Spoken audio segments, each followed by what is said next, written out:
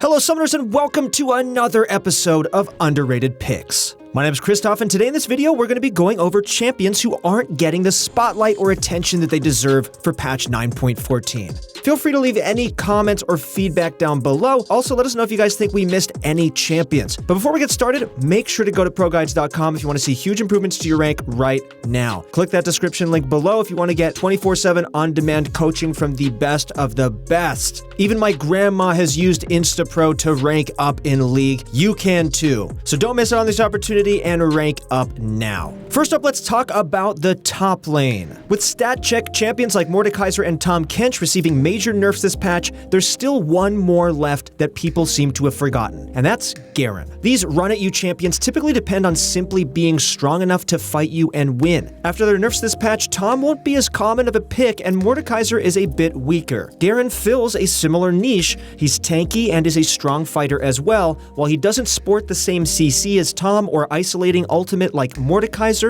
Garen makes up for it with his tankiness, tenacity, and his ability to purge slows. Although many find his kit pretty underwhelming, Garen is simply a strong champion in terms of his game stats and numbers. He's simple and effective at what he does, i.e. tanking damage, silencing his priority targets, and executing champions when they are low. For the last 5 patches, he's held between a 51 and 52% win rate with a high enough play rate to demonstrate that it's not based on chance alone. Darius aside, Garen is able to hold his own across many matchups. Even in losing ones, he can opt for more defensive builds and look to farm. In lane, look to trade with your Q, especially if you're running Grasp. The burst damage and silence makes it near impossible for most opponents to outtrade Garen in these single auto attack trades. While your W has a long cooldown, don't be afraid to use it when your enemy has an ability that is essential to their damage output like Aatrox's Q3 or Gangplank's Barrel. Spin on your opponent with E when they're isolated for the bonus damage, or if you're trying to push the wave simultaneously.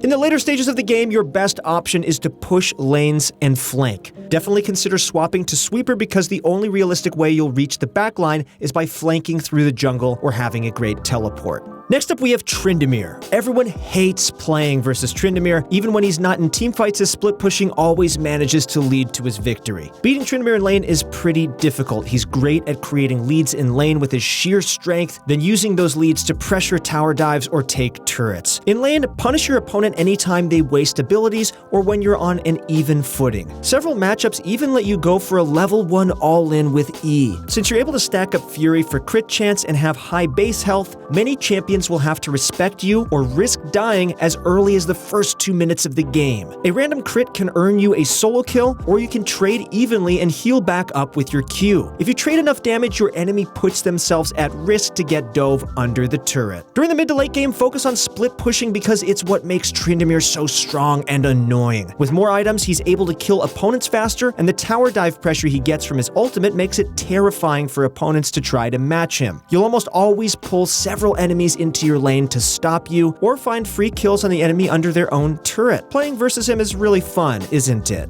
God, I hate playing against Tryndamere. But before we jump into the jungle, there's one pick that I want to talk about, and that's Volibear. In both top and jungle, he holds solid win rates and functions very similarly to Garen. Although his kit does seem a little underwhelming, he deals so much damage that most champions actually have difficulty fighting him. We're going to be talking about him later on in the video, and our focus really isn't on his jungling or solo laning. He's still an underrated pick in both roles, so feel free to give him a try. Another jungle champion we want to mention is Skarner. While statistics indicate that he's a middle-of-the-pack pick, he's probably one of the best solo queue junglers because of his pick-making potential and engage potential. Even in the case that his opponents build QSS, he served a great purpose, making them fork over 1,300 gold just to counter him. We've all been there. One member on your team gets caught out and the game is suddenly over. Skarner is a champion who's able to make those scenarios a reality for your team, so definitely don't write him off. With his Spires, he's quite a strong duelist as well, and also has pretty good clear speed. The only downside to Skarner is that after he ults, he's pretty easy to kite. The way you want to play around this is buying tons of pinks and sweeping wards often. You want to use the Fog of War to help you make picks, or take engages that successfully lead to picks. That way, it doesn't matter if you get kited. Okay, on to the next one. While he did receive nerfs in the past, Karthus is still a great jungler.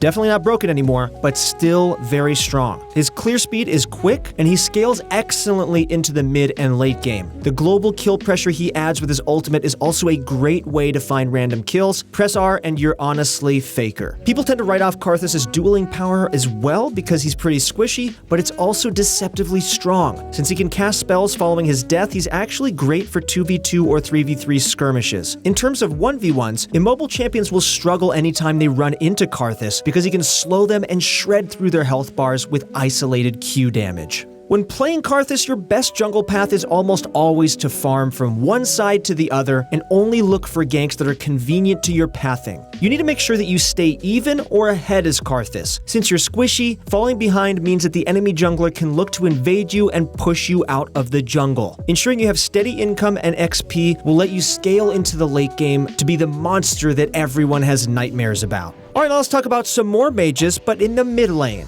In the mid lane, we have two picks, Vel'Koz and Veigar. What both of these champions have in common is that they're able to abuse the pick-making Glacial Augment build in favorable matchups. In losing ones, or based on player preference, they can instead take defensive or more aggressive masteries to help them win the lane. So let's start with Vel'Koz. Simply, he's just not getting the recognition that he deserves. Especially with how the meta is right now, there are so many matchups where he can thrive in. In terms of how common skirmishes and teamfights are, he's also a great pickup because he sets up picks or engages so well with slow items followed up by his ultimate. One of the biggest reasons he's starting to see more popularity is because he's able to keep Mordekaiser in check. Mordekaiser and other low mobility melee champions simply lack the kill pressure versus Vel'Koz because of his long range and his wave clear. Conversely, Vel'Koz can also take lane priority versus many mid laners because he can poke them out and pressure his enemies for solo kills. With the increased emphasis on neutral objectives, Vel'Koz thrives because of the choke points in the jungle. They make it easier for him to land his abilities and also hit several enemies with his ultimate, allowing him to take up both a control and poke mage role.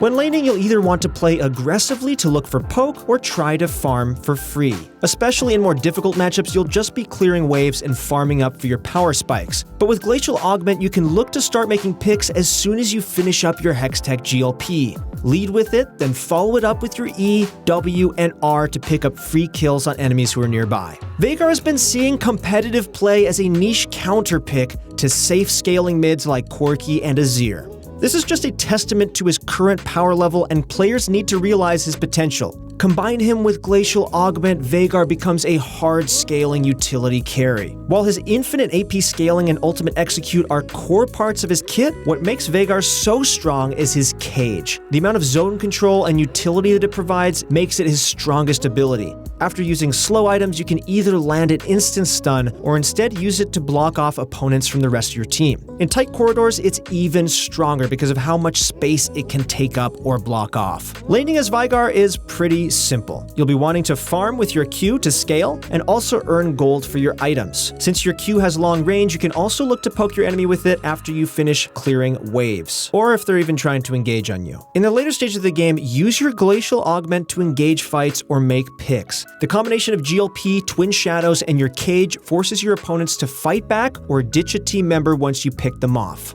Alright, now let's move on to the bot lane. Our first pick is Varus. We already mentioned him in our OP pick or bans video for patch 9.14, but we wanted to shout him out again because he is severely underrated. Go check it out and learn more about him. He's oppressive and can scale to become a giant threat. Next up, we have Tristana. With buffs to more aggressive supports and the risk factor of picking ranged supports increasing, Tristana is set up to thrive in the current meta. Her potential to play hyper-aggressively with a support for all-in 2v2s makes her a pick that players should watch out for. In terms of play rate, she stands at the least played popular marksman, but that can definitely change soon. With her ability to force all-ins, she's also a great pick into champions like Varus and Jhin, who are gaining a ton of popularity right now. As Tristana, play aggressively or passively based on your 2v2 matchup. With strong lockdown or engage from your support, you can follow up with your strong all-in, otherwise play safe and just scale. You can always default to scaling since you're one of the best late-game carries in the game.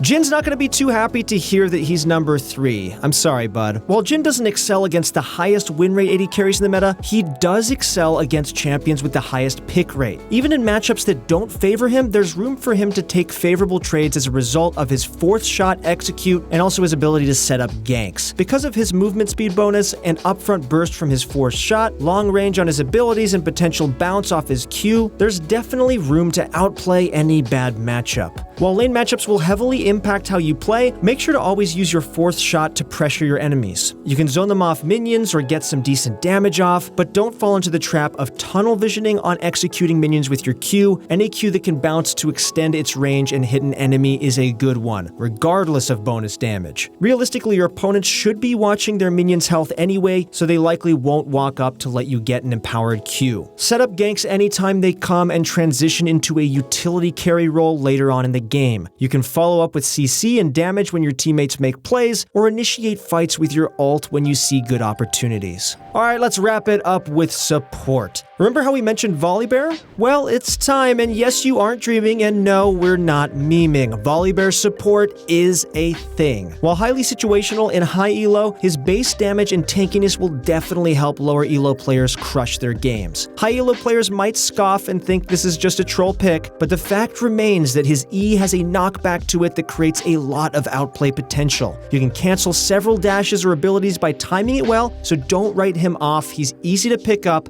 but has a high skill ceiling as timing his E can be pretty difficult. What makes Volibear so strong in the bot lane is his high damage and tankiness, supplemented by a passable amount of utility. What you want to do is use brushes to pressure your opponent and hard engage on them when they move too far forward, but don't be afraid, your passive heal and aftershock make you deceivingly tanky, especially if your opponent doesn't have Ignite up or isn't running it at all. In the mid to late game, you want to play as the initiator or a secondary DPS threat in team fights. As support, you likely won't be able to dive into the backline alone, so play to maximize your damage or peel for your teammates. Our last pick is going to be Taric. Regardless of whether he's against ranged or melee supports, Taric has answers to all of them. If you guys are interested in getting better at Taric, then check out ProGuides.com. Use the description link below. We have a great guide with Bunny Fufu where you can master Taric support. With access to one of the strongest ults in the game, it's quite surprising that his play rate is so low. People also undervalue Taric's damage output. Following his stun, he's able to deal tons of damage with his passive empowered auto attacks and also build up stacks for his heal as a result. Don't underestimate his all-in potential, but do note that you can be easily kited. When your opponent aggress onto you, try to bait them into moving too far forward